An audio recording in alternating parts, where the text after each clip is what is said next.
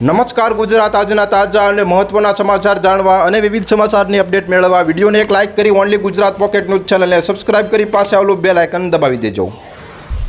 ત્યાંના સલડી ગામમાં જૂથ અથડામણ કેસમાં વધુ 9 આરોપીઓનું રિકન્સ્ટ્રક્શન, પોલીસની ચુસ્ત સુરક્ષા વચ્ચે કાર્યવાહી. સુરતના કામરેજમાં વાવ ગામ નજીક શેરડીના ખેતરમાં લાગી ભીષણ આગ, ખેડૂતને થયું લાખોનું નુકસાન. મહારાષ્ટ્રમાં ચોંકાવનારી ઘટના, મહિલા તબીબ ઉપર પોલીસકર્મીએ વારંવાર દુષ્કર્મ કરતા આપઘાત કર્યો. વાવાઝોડાનું તોળાઈ રહ્યું છે જોખમ, એક સાથે 2 સિસ્ટમ સક્રિય, 27 ઓક્ટોબરથી ભારે વરસાદની આગાહી. સુરતમાં પીએસઆઈ સાથે ઝપાઝપી કરનાર ઉદ્યોગપતિના પુત્રનો ચપ્પલ વગર વરઘોડો કાઢ્યો, જન્મશાહનો પાવરડોલ થયો. રાણીપમાં 3 છોકરાઓએ લોખંડની પાઇપમાં ફટાકડો ફોડ્યો, માથામાં પાઇપ વાગતા સગીરાનું મોત. સ્ટીલના ભાવ 5 વર્ષના તળિયે પહોંચ્યા, સરકારે બોલાવી ઓપન હાઉસ મીટિંગ. રાજકોટમાં ધરતી ધ્રુજી, ગોંડલ નજીક 3.6ની તીવ્રતાનો ભૂકંપ, લોકો ઘરની બહાર દોડી આવ્યા.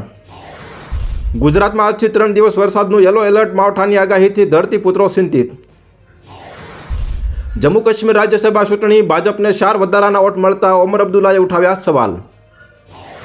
ભાવનગરમાં અકવાડા ગામમાં આર્મી જવાનના પરિવાર પર હુમલો, જવાને લદ્દાખથી વિડીયો બનાવીને માંગ્યો ન્યાય.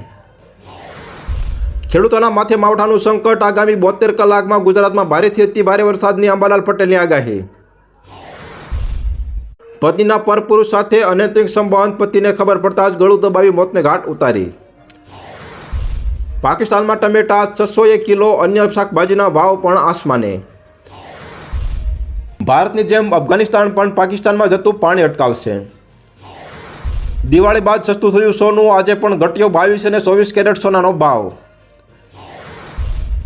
દિવાળી વેકેશનને લઈ સોમનાથ મંદિરમાં પ્રવાસીઓનું ઘોડાપુર, મહાદેવના દર્શન માટે ઉમટ્યા ભક્તો.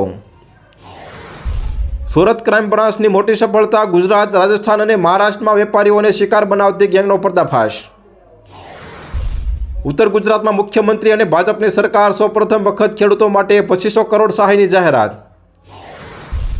રાજકોટના જેતપુરમાં ફનફેરમાં મોટી દુર્ઘટના, બ્રેક ડાન્સ રાઇડ તૂટી, અનેક લોકો ઇજાગ્રસ્ત. તો હાલ અત્યાર માટે આટલું જ મિત્રો. ફરી મળીએ નવી અપડેટ સાથે. તે પહેલાં વિડીયોને લાઇક કરી ઓનલી ગુજરાત પોકેટ ન્યૂઝ ચેનલને સબસ્ક્રાઇબ કરી પાસે આવેલું બેલ આઇકન દબાવી દેજો, જેથી તમને નવી નવી ખબરો મળતી રહે.